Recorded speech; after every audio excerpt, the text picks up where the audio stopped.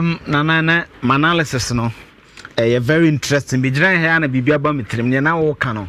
Very interesting. It's na o man phone share mu Facebook and be controversial kakra. And controversial sa na obo a o hwa e bia one me enya adwen, but numbers is numbers. Nana sama catch said there are a lot of service aba. Nana service na aba ni nyina no me catch us service are largely bikini. But your Facebook, ade na ye no bra Facebook na ebehwe bi TikTok metimi a project okay you did not see to ebe ye nhwehwemu bi ewa ha NCC for na ye e no ba be chirichiri mu enti bra Facebook na behwe bi netie bi aho now so one who the winning belief but to aso yeah na oshe sava. It gives you a mental view of sending election biko. Mental view near dear. A man who baby answer Ghana for your meto mabako. A bill as someone who say, we are menokua or strategies be as our your friend, maybe be to corner so I download the mammy may use and carry on. Nana NC Savio Mayano. Title near midday. Nana no friend matters of concern to the Ghanaian voter. I will say, near me the Ghanaian voter na komaso. Eno na number sound come on. Now presentation where the presentation we had the media and we had the full report on October 23, 2024. Na sabe no say me pe information kakrama wa. Omni nipa 9,000 and the kasaye 9,324. What say because na say we do musa. But the findings no e confirming ye maybe akodwo wabobo so ha watia. So there's some correlation when you look at the survey from the NCC, and the NCC, the National Commission for Civic Education, me minya report in Kabantem, KB and ye maybe a politician can come on keka. Metro ni intia.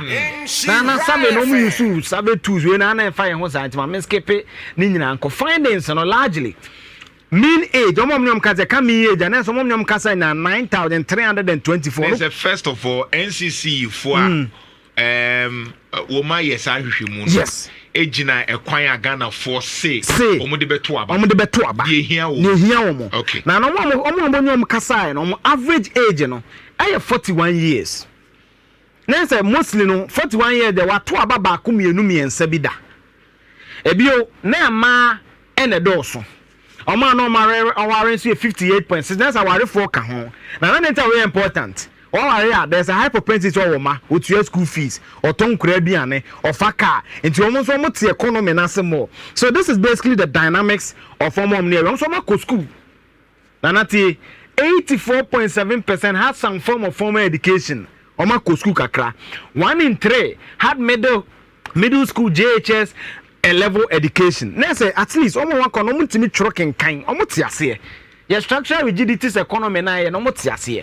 Voting party ni oza me catch was mostly o share the average age now wato aba pen 10.2% on to abada at least 10.1% wato aba omoni wo mo hia no yes de hwehwemu no mo de buy yes okay ebi to abada omo me 10.2% okay omo ma to abada 10.1% omo ma to mienu 13.7% ebi kura to mpre watching 8 so that's the rate watching ensun insia enum enan tomato na me matumienu oh me to 2012 na 2016 2016 to me kufu ado no nda na me bonachi ana mo gidie zeze me bomu no konyame nkwankam konya kwanhia wi nyame nkwa won su tem me to mark for time oh okay na watu ache na tie willingness to vote in the presidential election o me awo pe odo test so mo beto aba no mon kai figure 81.8%.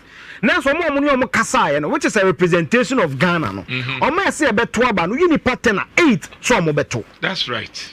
It's also 43 days to the election. No your political party and you're able to whip up your base. You galvanize your base. I bet him the figure way akotro.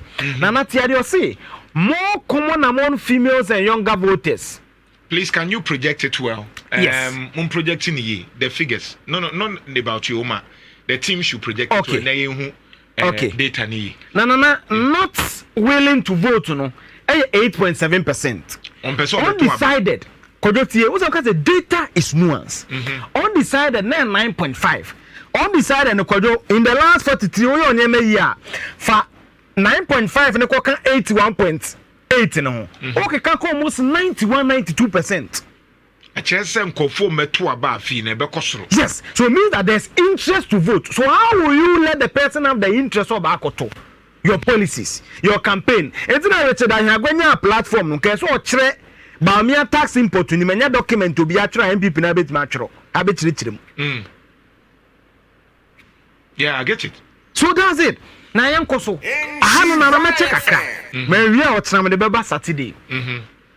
Makato said the national average is 81.8%. Banana Shemechati, mame. National average, chasing. National average, I say. Omune Ghana for Kasai, no. 81.8 so mu betwaba willingness to vote. Esa udi Ghana for 10 mu 80 de so betwaba. But we breaking into the 16 regions. Okay. Me geography no me refi nti ma download Ghana map no. Se na me mistake na me de aye. Okay. Nti kwadwe yen koso. Omu breaking sa data ne down no. This is how the picture looks. Okay. Oko the upper west region. Esro hono. The NDC normally win the upper west, upper east region with a difference about almost 200 to 300,000. Okay. Okabuma 94.3%. Kodwe picture bosha. The entire northern region is doing more than the national average of 81.8%. Northern region is in there 90%. Why is the northern region interested to vote in 2024? Is it because the two candidates are now from the northern region? Is it because someone feels election when we benya bibia film? Say woman nia esrimni na. Say woman nyina obia ba. Eto omo koto ne mo se ne esremfo mienu na eda ba ko ewi ni omde development bro. Because they are the poorest. Check the indices. The only poorer in the southern sector is the central region. Oka say poor say. Omo na eba ehia ensem. Okay. Omo na debi omo tell lead omo the central region. Okay. Enti omo person omo nuanum sremfo wo so no.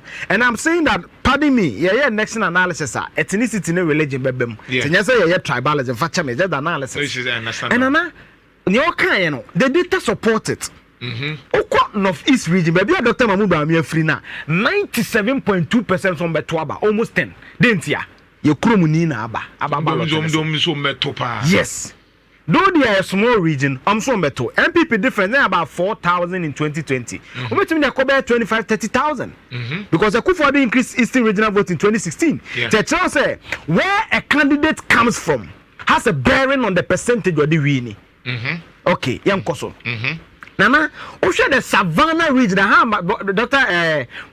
Mahama Free, Bole Bamboya, and also 92.9%. Wow. More than the national average by almost 10%. I'm so metal. Now, when it comes to the northern region, Emwache 50-50, 18 constituencies or so is now 99. I'm saying 94.4%. So now it tells you that at the coastal northern region, next December. Why? But now there's also a trend to be. I say NPP areas, willingness on the betwabano ever form. And I always say that data is nuance. Strip the data, I bet you baby. This is the OT region. I'm say 94.4% strong NDC. It's my analyze it based on NDC for you. Okay. The upper regions is NDC. Northeast is NPP. Okay. Savannah is NDC. Northern region is 50-50. Okay. OT is NDC. Now look at constituency Amabonya. Look at the percentages. The NPP typically has only one. Northeast. They think they can flip the northern region, but I'm using history data. So as we speak, it's a 50-50 seat. Okay. Though the NDC win presidential, but parliamentary is 50-50. Okay. And to check what presidential wise because of the analysis, no. The NDC Eba Jomahama Omotomano. Yes. Beba seat ne dia. Yes. Emuche. Okay. But no fees Omotoma MPP Baumia because of the introduction of Baumia. So it means that 1, 2, 3, 4, 5 in the 5 northern regions, the NDC presidentially wins 4. Jomahama Tai win 4. Okay. The MPP wins 1, and out of the 5, they are all saying that 9 out of 10. So meaning that why are they going to vote? What is the incentive? Okay. Is it because they feel that there are 2 candidates on the ballot and they can get some fruit of such development now? Yenia Naba. Now, yen share no. About 2 regions were and 94.4. Now come to the voter region, 88.4. Now, the Western North region, which the NDC also wins, is 86.1. Now, the Western North region borders Ahafo region.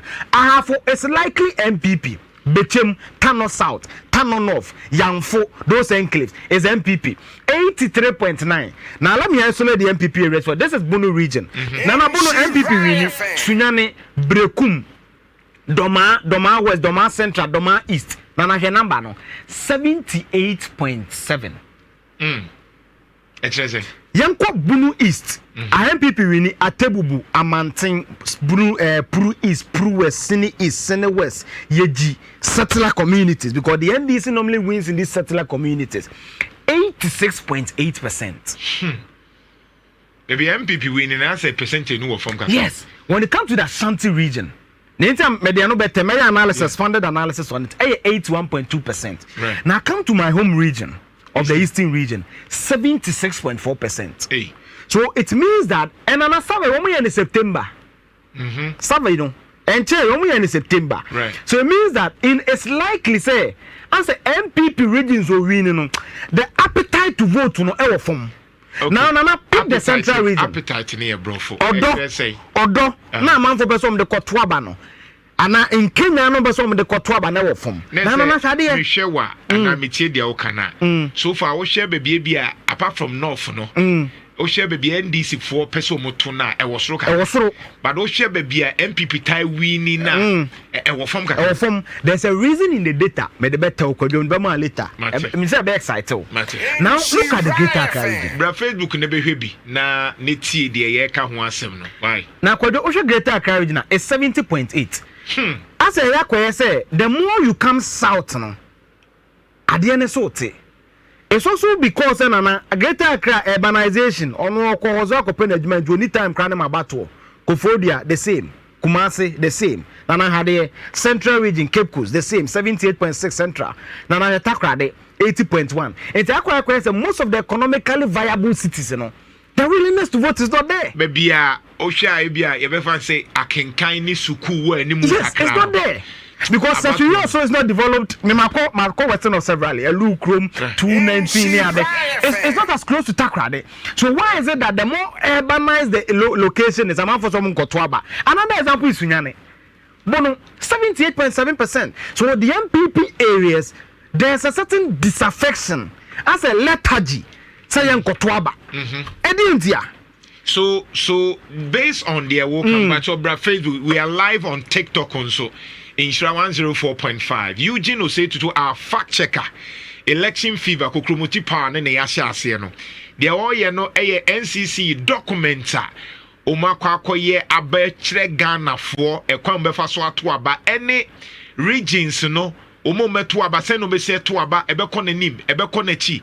So far the oma ye hune se Oche esoro ho ye northern region na ye NDC dominated no ene esoro kakra ba omia wo hon de esirimfo ne de abato no mso meto pa ne mo ba ase ha na ebia MPP tai winning na oche percentage na eso te eno no so obechirichi mu ekwan a etesa kodwe hade michi northeast NDC northeast ya fa kire so yi na ye so northeast is here This is Bono region. This is Ahafo regions. The first and not three when I had the Bono Ahafo regions. Oh, okay. Which is a Western or formerly the Western region. Okay. Western is Nana Western is 55%. So this is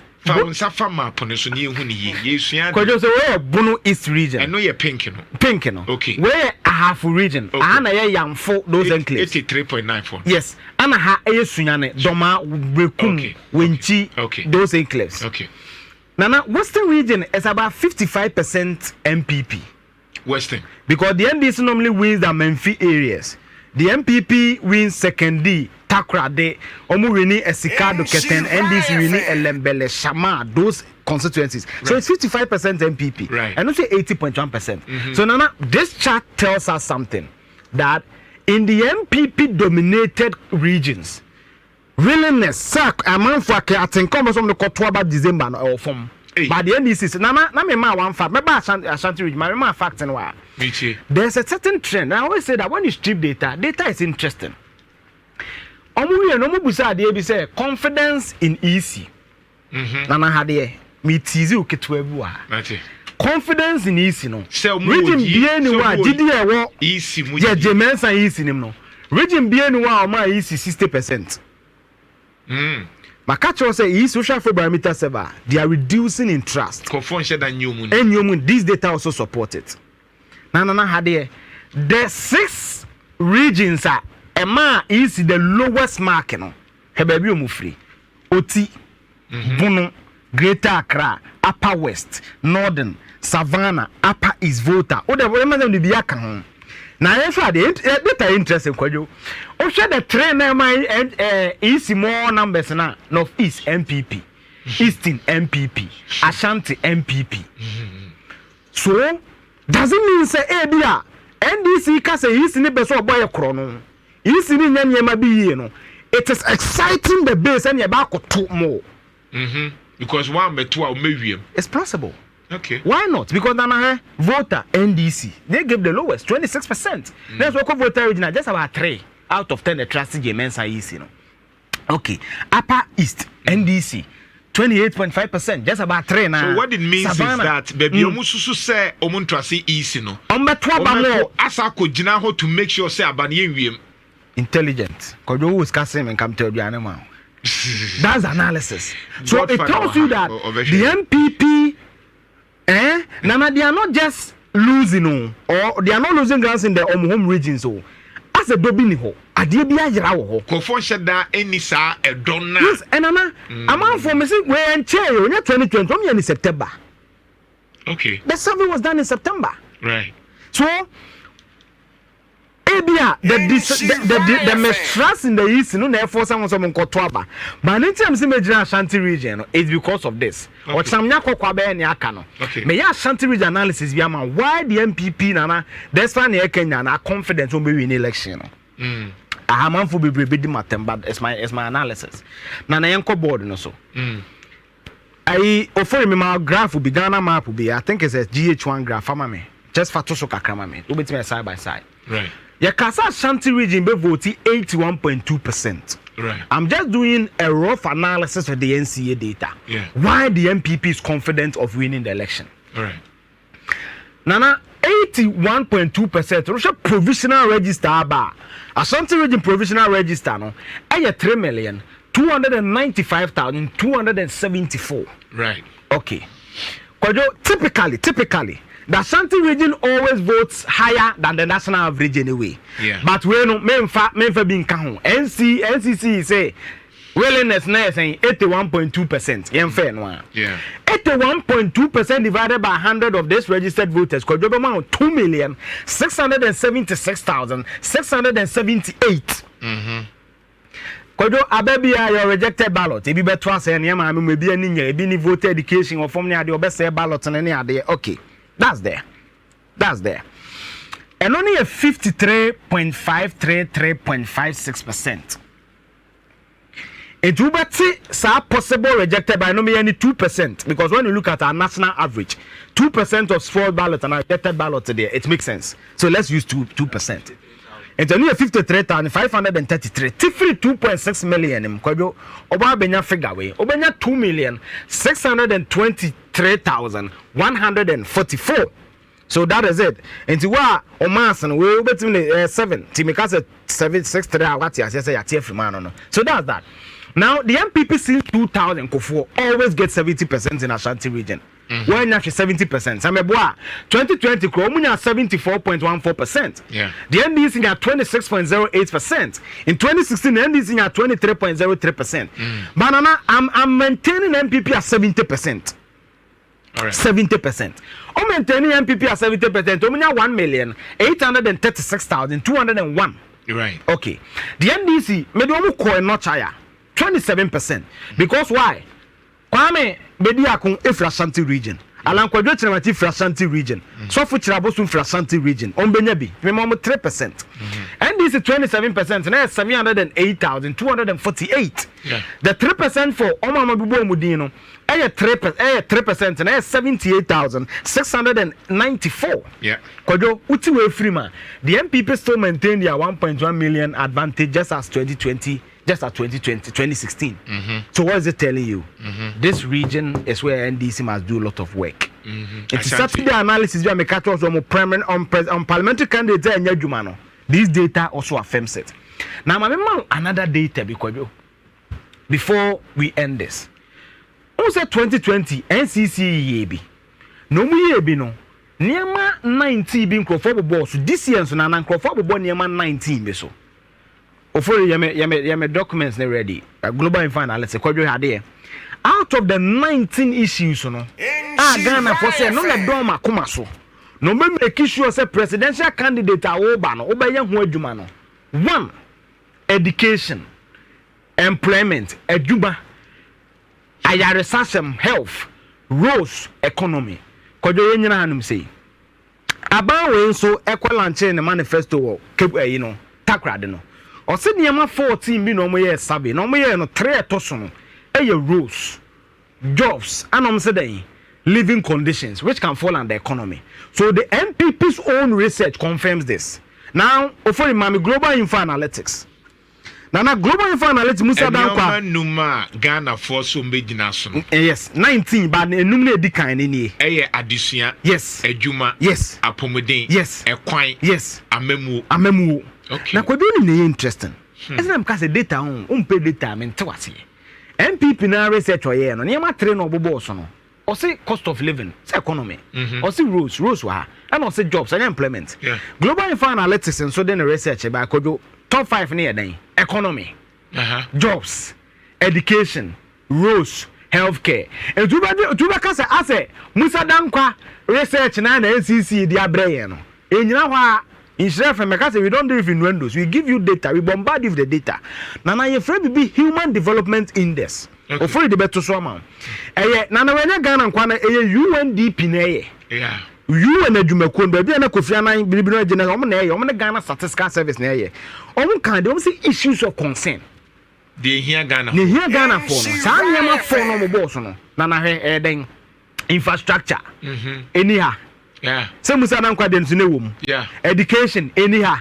Say global den ne wom. Aye. Ana no say den corruption ana jobs. Jobs nso na do so it tells you that all these 3 service maintains 3 things. So jobs, roads, education. Then say aban kwan na why ni nyina still a Ghana for e was still problem say. Na kodwo why interesting. Still. What the kwan na ba me ma on enti omo say omo pa kwan no. Me kire wo ha. Research ne kire. Okay. It's nana 3 service a confirm 3 things. NPP na research o ya ba me na ye che wo takrade no. Enso confirm 2 roads and the jobs. Economy o the cost of living chance. Yeah. Na kodwo nim roads na wo ka no. Omo busa Ghana for say den na mo pese mo hu akwan den na mo say akwan enye ma mo no omo kan bibi roads no kodwo omo kan say 1 construct more quality roads sapete ne doso inso to ya na kwan no they say ba ku bi o ma sha ya say tutu make up road ya kwan na ya say ma make up wo na nima na kwan na sesa election road and also sure ba na numera no pa wo na na we dey nu na mfa ebi na omo kwan no omo say kwan aye no no na no say rehabilitate all deplorable roads 29% ya tell say at least half of respondents say kwan aban ne ye na ya kwan fun enyeme na make research ne na eka. It's my catch was the data and strip it. It's one casa kwan keke or travel kwan no. E kwan e be che. Yes. Na also dualize all highways. Obo ase pan na bom, kuma ase pan na bom dualization. We Ghana for do. We Ghana for. Na okọ baby to say employment adwuma na. On say create employment opportunity, build more factory 57%, 5 out of 10, almost 6. Now factory. It is 2.3 million jobs about me as we create no money me come na when. How much we build more factories? 1D, 1F now you see I create 130 something factories. Adwuma say na afa. Still a Ghana for say factories umbe so mu hu. Na me net say adwuma nim. Na ni ehu no. There's another trend that me hu wa ha. Chena ha de support small businesses to thrive. 7.7%, less than 1 per person. And advocating for all less than 1 of the respondent, 1% of the respondent advocating for businesses. Why? Now, okay, report about Ghana and an interest rate African and boarding. Yeah. reporting about the 20th of September. Now the monetary policy of the Bank of Ghana at 29%. And now 1 week later, na Bank of Ghana because they're the African now what's about 27%. Bitinana, the Bank of Ghana crash monetary policy at 27%. Oh, kojo janto akoje besia wa Absa, Eco Bank, Car Bank or Bema saying into average of 30%. Can the Ghanaian youth get 30% to start businesses and employ people? Share the credit score, but because Nana, Sakokwa, any soft no created, will be for you to say to two. Nana, chain. It's always been funny made two, and then Pizza Man, Ken West, me mate, or Children Science. What thank for the Yeduma? What's that here? So, entrepreneurship meaning that what is the interest rate in the country today? The monetary policy of the Bank of Ghana. Now, maybe banks, no. When we do the annual bank report, there's one person this cabin buying because for the man business, what mean to ya? Because I'm not near my boying. What I say? How our government support who are so your trouble we are my NIP, yes, say. Now it doesn't reflect in small businesses. That's the survey. Doesn't reflect in small businesses. Because lastly, or I'm stripping more of the data amount. And this who follows the analysis will win the election. Some 19 yema no na no boss no 2020 because omuyebi no the top 5 issues about no we are comparing 2020 to 2024 right it's in an outsha nya say orange no air 2024 right nya say blue no air 2020 right and to sha last 4 years no education still dominate here. Free SHS conversation. Now, for education, no crown. You can't say free SHS now no mudi at kakra. Under education, the first issue I'm raising 30.8.7%, almost 4 out of 10. I'll say address challenges associated with free SHS. There's a Ghana for now class free senior school. Yes. It's a to be can on tanya bino. Now by you so it is nipa 900 and something thousand. Akasa. It's the pulse of the country. It's the pulse and it reflects and yet now no say expand educational infrastructure 30 to the other way crabo way man where a trebema 1 where 68 to 69 almost 7 out of 10 say do something about the free SHS. Enti kodo janto and you just say to come and thank Kufuado me yakobi but we want it to be improved. Now let's do the comparison. So 2020 education topped to shakran and education some na swat ya bakakra. For 2020, now 21.2%. Right. It's about 18.3%. Na hadiye. At the time, I see it created 2.3 million jobs. 2020, no employment issue, now 16.7%. And at about 15.7%, 1% pay. To 2.3 million jobs no. Ewen. Menu na ye sabe no, ye nya 2.3 million. Me breaking it down ma ye hu. Ebio na health. 2020, now 14.3%. 2025 be 12.5 health about me ayade vadam nyomi na kontombra pon katamanso Ashanti region so ma be complete NMIS there no from na kumewoma eni nyina awie tend o ma yade health ma yade banana hakwan year of rose 2020 na ye saying 10.3 ene 10 difference bi MI enti omo kata sa slave queens akwan na ye ne eporo ye ni ma ye hu kwan no ye nyaye ne enya kwan papa. All right. Nana lastly Nana hade this is my reason for bringing you this slide. In 2020 only 2.6 people na so you 10 2 na so economy na ye kwa na 2020 man for ref na ku for single digit inflation before COVID na your currency na just about 5 na ye na 7.2 me mass no te ana me pe na oye 2.6 by 3 say 2.6 me boa ti by 3 we 18 na aka 1 with 1 by 6 na 7 so 7.2 so meaning that the concern people had about the economy no in 4 years a triple e just say a memo no I say data we cast 1 na me pointing in 1 the economy has been run down 2 what chire because cost of living economy fuel economy inflation economy so this data also confirms say Ghana for go chire wom e confirm say sa nipa almost 7 million Ghana statistical service of multi-dimensionally poor and correct because na from 2.6% in 4 years, about 7.2%. It's a tacit confirmation that people are suffering in the economy. All right. Now I'm doing this. I'll try a better. Inshra 104.5 UG.